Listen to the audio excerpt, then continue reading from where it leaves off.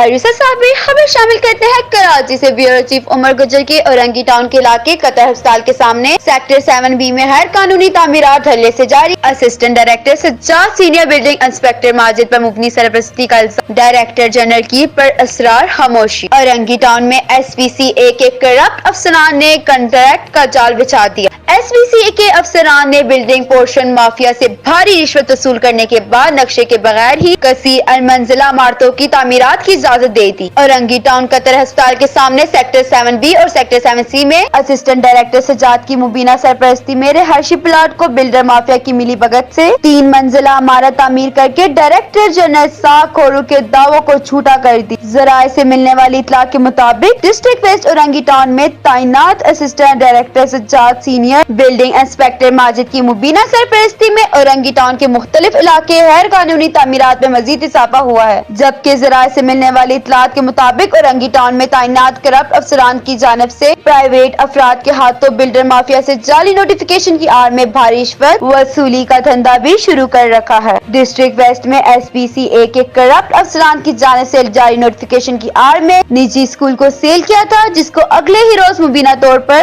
بھاری رشوت وصول کے بعد اسکول کو چھٹی والے روز ہی ڈی سیل کر دیا گیا۔ میں Aroosa Sabir report, bureau chief Umar Gujjar, star Pakistan news TV Karachi. ہمارے چینل کو سبسکرائب کریں، لائک کریں اور کمنٹ کرنا نہ بھولیں تاکہ آنے والی ہر خبر کی سچائی آپ جان سکیں۔